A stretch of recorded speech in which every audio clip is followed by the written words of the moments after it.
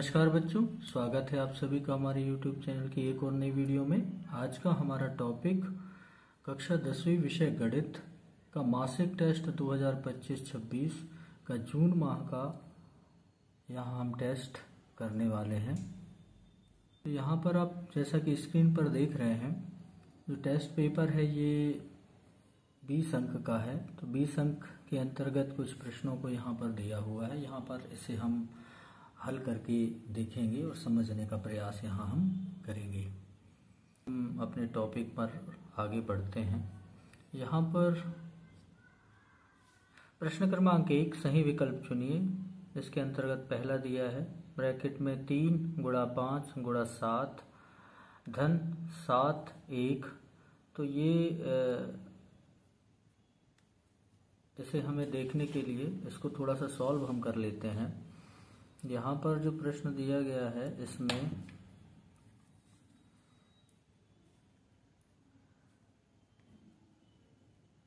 तीन गुणा 5 गुणा 7 ब्रैकेट 7। यहाँ से हम देख पा रहे हैं 7 और 7 कॉमन है, इसे हम निकाल देते हैं बाहर। तो ये आ जाता है 7 बड़े ब्रैकेट में, छोटे में 3 गुणा 5 प्लस 1। तो यहाँ पर हम देख पा रहे हैं कि एक गुणनखंड हमारा यहाँ पर 7 निकल कर यहाँ आ जाता है। अतः यह संख्या 7 से विभाजित होगी, तो यह संख्या हमारी भाज्य संख्या होगी। इसका आंसर है ये भाज्य संख्या। प्रश्न क्रमांक 2 में है 12, 15, 21 का एलसीएम होगा। तो इसके लिए हम 12, 15, 21 का हम अभाज्य अंक से भाग देंगे। इस तरह भाग देंगे कि कम से कम 2 संख्याओं में उसका भाग जाता हो। तो जैसा हम देख रहे हैं यहाँ पर 3 चौके 12, ये 5 बार और ये 7 बार। इसके बाद हम देख रहे हैं इसके बाद ऐसा कोई अंक या अभाज्य अंक हमें नहीं मिल रहा है जिसका भाग कम से कम 2 में जाता हो। तो यहाँ पर हम एलसीएम निकालेंगे तो मिलेगा 12, 15, 21 का। तो जो भी गुणनखंड हमें मिले हैं उन्हें हम लिख लेंगे। 3 गुणा 4 गुणा 5 गुणा 7 गुणा करेंगे 7 पन्ना 35, 35 का 4 से तो 140, 140 का 3 से तो 14 दिया 42, अर्थात इसका आंसर होगा 420। ये हमारा आंसर हो जाएगा। तो ये आंसर हमें प्राप्त होगा। चलिए हम बढ़ते हैं अगले प्रश्न की ओर। अगला प्रश्न है रिक्त स्थान की पूर्ति कीजिए। तो यहाँ पर भी एक पहला प्रश्न दिया है 135 और 225 का एचसीएफ। तो यहाँ पर इसका जो एचसीएफ है वो हमें निकालना पड़ेगा। तो एचसीएफ के लिए या तो हम गुणनखंड विधि का उपयोग कर सकते हैं। तो 135 का एचसीएफ के लिए हम 135 के गुणनखंड निकाल लेते हैं। 2 से यह विभाजित नहीं होगा, 3 से होगा। 3 चौके 12, 3 का 5 बार 15, फिर 3 से होगा 1, फिर 5 बार अर्थात 15, फिर 3 से होगा 5 बार, फिर 5 से होगा 1 बार। ठीक इसी प्रकार हम 225 का निकाल लेंगे। ये 3 से विभाजित हो जाएगा, 3 से करेंगे तो 7 21, 5 बार, फिर 3 से विभाजित होगा 3 दूनी 6, 5 बार, फिर इसके बाद फिर 5 से करेंगे 25, 5 बार, फिर 5 से करेंगे 1 बार। अर्थात इस तरह हमें इनके गुणनखंड प्राप्त हो जाएंगे। तो गुणनखंड पर हम इसे करेंगे सबसे पहले 135 के गुणनखंडों को हम लिख लेते हैं। 3 गुणा 3 गुणा 3 गुणा 5, फिर हम लिख लेते हैं 225 के, वो हो जाएगा 3 गुणा 3 गुणा 5 गुणा 5। यहाँ पर हमें SCF निकालना है। तो SCF निकालना है 135 225 का। तो यहाँ पर हम देख पा रहे हैं कि यहाँ कॉमन फैक्टर कितने हैं, 3, फिर एक और 3 और फिर एक 5। तो इस तरह हमें मिलता है 3 गुणा 3 गुणा 5, अर्थात 3 3 9, 9 का 5 से गुणा करेंगे, 9 5 45, अर्थात ये हमारा आंसर होगा। तो इसका जो SCF है वो हमें मिल जाएगा 45। तो यहाँ पर हम भर देंगे 45। ठीक, इसी प्रकार आगे बढ़ते हैं अगले प्रश्न की ओर। अगला जो प्रश्न है वो प्रश्न है 3 करनी 2 1 रिक्त स्थान संख्या है। तो यहाँ पर 3 करनी 2 1 अपरिमेय संख्या है, यहाँ पर आंसर हो जाएगा अपरिमेय। चलिए अगले प्रश्न की ओर बढ़ते हैं। अगला प्रश्न है प्रश्न क्रमांक 3, सत्य असत्य लिखिए। तो सत्य असत्य में पहला जो प्रश्न है वो है प्रत्येक वास्तविक संख्या एक अपरिमेय संख्या होती है। तो यहाँ पर ये कथन असत्य है, क्योंकि सभी वास्तविक संख्या अपरिमेय नहीं होती हैं, अतः ये कथन हमारा असत्य है। इसके बाद हम अगले प्रश्न की ओर बढ़ते हैं। प्रश्न क्रमांक 2, दो संख्याओं का गुणनफल उनके SCF और LCM के गुणनफल के बराबर होता है। तो ये बिल्कुल सत्य कथन है कि दोनों संख्याओं का जो गुणनफल होता है उन्हीं दोनों संख्याओं का SCF और LCM के गुणनफल के बराबर होता है। अगले प्रश्न की ओर बढ़ते हैं। अगला प्रश्न है प्रश्न क्रमांक 4। प्रश्न क्रमांक 4 में एक शब्द ऑब्लिक वाक्य में उत्तर दीजिए। तो यहाँ पर है हमारे पास पहला प्रश्न, संख्या 15 और 5 का LCM कितना होगा। तो यहाँ पर 15 के जो गुणनखंड हैं वो होते हैं 3 गुणा 5, और 5 का जो गुणनखंड होता है वो होता है 5 गुणा 1, अर्थात 5 इसका जो है वो कॉमन फैक्टर है, अर्थात इसका जो LCM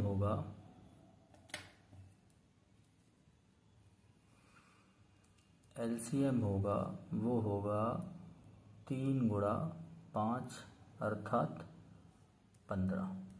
तो इसका आंसर होगा 15। चलिए अगले प्रश्न की ओर बढ़ते हैं। प्रश्न क्रमांक 2, संख्या 5005 के अभाज्य गुणनखंड लिखिए। तो यहाँ पर 5005 के हम अभाज्य गुणनखंड लिखेंगे।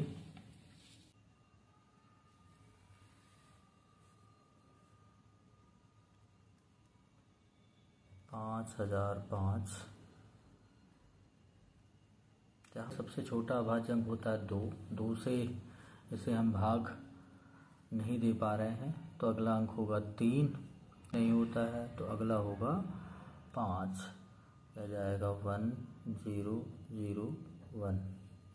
अब यहाँ पर हम देख पा रहे हैं कि इसे हम 5 से पुनः विभाजित नहीं कर सकते, तो ये 7 से करके देखते हैं। तो 7, इसे हम 7 से विभाजित कर देते हैं। 7 एकम 7, 3 30, 7 चौके 28, बचा 2, 7 या 21। अब इसे पुनः 7 से देने का प्रयास करते हैं, तो 7 से ये भाग नहीं जाता है। फिर अगली संख्या हम लेते हैं 7 के बाद 11, 11 से शायद ये विभाजित हो जाए, 11 एकम 11, बचा 3, 11 दिया 33। फिर इसको विभाजित करते हैं 13 से, तो एक बार। अतः इसके जो अभाज्य गुणनखंड हैं वो हमें मिलते हैं 5005 बराबर 5 गुणा 7 गुणा 11 गुणा 13। ये हमारा आंसर हो जाएगा, गुणा 1। प्रश्न क्रमांक 5 में है सही जोड़ी मिलाइए। तो सही जोड़ी यहाँ पर हमें मिलाना है। तो यहाँ पर स्तंभ आ दिया हुआ है, स्तंभ बा दिया है, पहला प्रश्न है 9 और 27 का एलसीएम। तो यहाँ 9 से 27 विभाजित हो जाता है, अर्थात इसका एलसीएम होगा 27। ये हमारे पहले का उत्तर होगा। इसका उत्तर ये होगा। फिर दूसरा देखते हैं कर्णी 2 संख्या। तो कर्णी 2 कैसी संख्या है? अपरिमेय संख्या है, तो इस दूसरे का आंसर होगा अपरिमेय। फिर आ जाते हैं तीसरा 306 और 657 का एचसीएफ। तो इन दोनों का एचसीएफ होता है 9, अर्थात ये तीसरा हो जाएगा 9। उसके बाद चौथा 26 और 91 का एचसीएफ।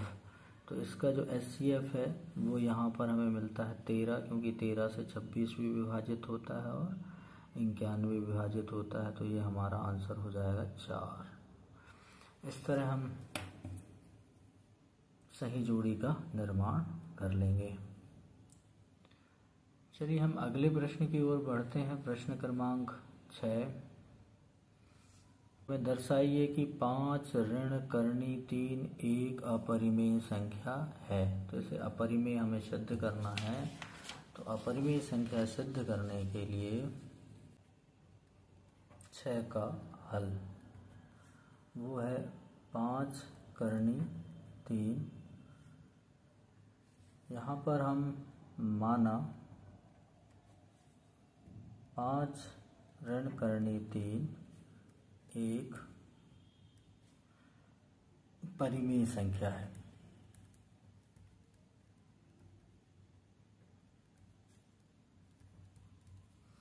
अर्थात परिमेय संख्या की परिभाषा ये होती है कि जिसे P/Q या के रूप में हम व्यक्त कर सकते हैं। तो इसे हम करेंगे 5 ऋण कर्णी 3 बराबर P/Q, जहाँ Q जो है वो 0 के बराबर नहीं है। यहाँ पर इसे थोड़ा सा और हल कर लेते हैं। 5 का पक्षांतर हम इस ओर करते हैं तो हमें मिल जाता है ऋण कर्णी 3 बराबर P/Q ऋण 5, या ऋण से गुणा कर लेते हैं तो ये मिलता है कर्णी 3 बराबर 5 ऋण P/Q। या जिसे और व्यवस्थित हम करते हैं तो ये मिलता है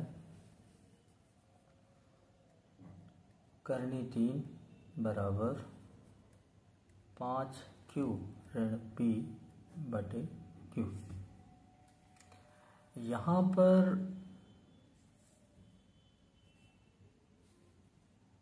इस समीकरण को देखने से यह स्पष्ट होता है कि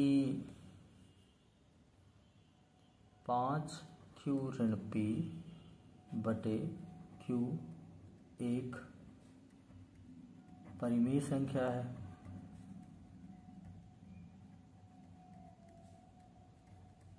तो कर्णी 3 भी परिमेय संख्या होगी, जो सही नहीं है। कर्णी 3 एक अपरिमेय संख्या है। तो यहाँ पर जो ये निकल कर आ रहा है ये हमारी गलत कल्पना के कारण आ रहा है, अतः यहाँ विरोधाभास बन रहा है। तो विरोधाभास, कर्णी 3 एक अपरिमेय संख्या है, तो कर्णी 3 अपरिमेय है तो 5Q ऋण P/Q भी अपरिमेय होगी। अर्थात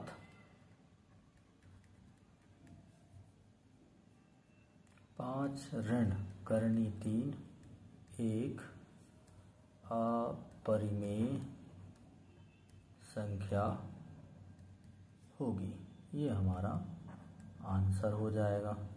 इस तरह से हम हल करेंगे। चलिए हम अगले प्रश्न की ओर बढ़ते हैं। अगला प्रश्न है प्रश्न क्रमांक 7।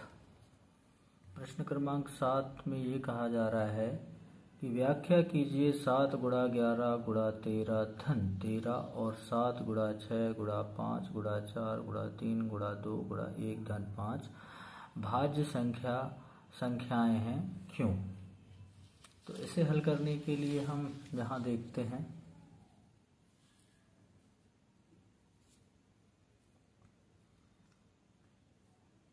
सबसे पहले हम लिखते हैं जो संख्या हमारे पास है 7 गुणा 11 गुणा 13 धन 13। तो यहाँ पर हम इस संख्या में देख पा रहे हैं कि 13 एक ऐसी संख्या है जो दोनों में शामिल है, अर्थात 13 को हम यहाँ कॉमन ले लेते हैं। तो हमारे पास बचता है 7 गुणा 11 धन 1, या जैसे हल करेंगे तो ये हो जाएगा 13 गुणा 7 का 11 से हुआ तो 77 और 1 78। अर्थात यहाँ इसके दो गुणनखंड मिल जाते हैं, एक मिल जाता है 13 और एक मिल जाता है 78। तो 13 से यह भाज्य होगा, अर्थात ये जो संख्या है वो संख्या कैसी है, भाज्य संख्या होगी, 13 से विभाजित होगा। ठीक इसी प्रकार हम देखें तो हमारे पास है 7 गुणा 6 गुणा 5 गुणा 4 गुणा 3 गुणा 2 गुणा 1 धन 5। तो ठीक उसी प्रकार यहाँ पर भी हम देख पा रहे हैं, तो यहाँ हमारे पास 5 है, बचता है 7 गुणा 6 गुणा 4 गुणा 3 गुणा 2 गुणा 1 धन 1। इस तरह से और हल करेंगे तो ये हो जाएगा 5 गुणा कर लेते हैं यहाँ पर, तो ये हो जाता है 1009। तो यहाँ पर हमें देखने में मिल रहा है कि यहाँ 5 से ये 5 इसका एक गुणनखंड है, अतः ये संख्या भी 5 से विभाजित है, अतः यह भाज्य संख्या है।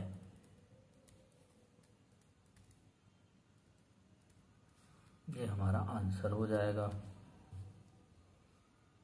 ठीक है, अगला जो प्रश्न है वो है प्रश्न क्रमांक 8। अभाज्य गुणनखंड विधि द्वारा 96 और 404 का एचसीएफ ज्ञात कीजिए और फिर एलसीएम ज्ञात कीजिए। तो इसके लिए हम ये करेंगे, सबसे पहले अभाज्य गुणनखंड के माध्यम से इसको हल करते हैं। तो यहाँ पर 96 का हम अभाज्य गुणनखंड प्राप्त कर लेते हैं। तो यहाँ हम इसे 2 से विभाजित करते हैं, तो ये 48 बार विभाजित होता है। पुनः 2 से विभाजित करते हैं तो ये 24 बार विभाजित होता है। पुनः 2 से विभाजित करते हैं तो ये 12 बार विभाजित होता है। पुनः 2 से विभाजित करते हैं तो ये 6 बार होता है। पुनः 2 से विभाजित करते हैं तो ये 3 बार होता है। फिर 3 से विभाजित करते हैं तो ये 1 बार होता है। ठीक इसी प्रकार हम 404 का भी गुणनखंड निकाल लेते हैं। तो यहाँ हम देख पा रहे हैं, यहाँ पर ये 2 से विभाजित हो रहा है, 2 से विभाजित हुआ 202, फिर 2 से विभाजित हुआ 101, फिर ये विभाजित नहीं होता है तो इसे 101 से ही करना पड़ता है। तो ये हो जाएगा इस तरह, इसके अभाज्य गुणनखंड हमें प्राप्त हो जाएंगे। तो यहाँ हम देख रहे हैं, यहाँ पर 96 के जो गुणनखंड हैं वो हम लिख लेते हैं। 96 बराबर 2 गुणा 2 गुणा 2 गुणा 2 गुणा 2 गुणा 3 गुणा 1, और 404 के हम यहाँ गुणनखंड लिख रहे हैं वो हो जाते हैं 2 गुणा 2 गुणा 101 गुणा 1। तो यहाँ हम कॉमन देखते हैं एचसीएफ के लिए, तो ये 1 2 कॉमन है और यहाँ पे 1 2 कॉमन है। तो यहाँ इसका हम जब एचसीएफ निकालते हैं, एचसीएफ 96 404 का, तो ये हो जाता है 2 गुणा 2 अर्थात 4, ये इसका HCF निकल आता है। अब यहाँ पर हमें LCM और ज्ञात करना है, तो यहाँ हम LCM 96,404 का LCM हमें ज्ञात करना है। तो इसके लिए हम फार्मूला लगाते हैं कि HCF AB का गुणा हम LCM AB के साथ करते हैं, तो इसका जो गुणनफल है वो A गुणा B के बराबर होता है। अर्थात इसे हम HCF 96,404 गुणा LCM 96,404 बराबर 96 गुणा 404। यहाँ पर हमने HCF निकाल लिया है, वो HCF हमारे पास है 4 और गुणा हो जाएगा LCM 96,404 बराबर 96 गुणा 404। यहाँ हमने गुणनफल नहीं किया है। अब चूंकि हमें LCM ज्ञात करना है, तो LCM 96,404 बराबर हो जाएगा, ये 4 पक्षांतर होके यहाँ आ जाएगा, तो ये हो जाएगा 96 गुणा 404 बटे 4। विभाजित किया तो ये 101 टाइम विभाजित होगा। तो यहाँ पर हमें LCM मिलेगा 96 से जब हम गुणा करेंगे तो 96 अर्थात हमें LCM मिल जाएगा 96,404 का। ये हमारा आंसर हो जाएगा। यहाँ पर सभी प्रश्नों को आपने क्रमबद्ध तरीके से देखा और आपने देखा होगा कि इन प्रश्नों को करना उतना कठिन नहीं है। इस तरह हम मासिक टेस्ट कक्षा 10वीं का पेपर को हल करेंगे। आगे हम कक्षा 9th का मासिक टेस्ट हल करेंगे। तब तक के लिए धन्यवाद।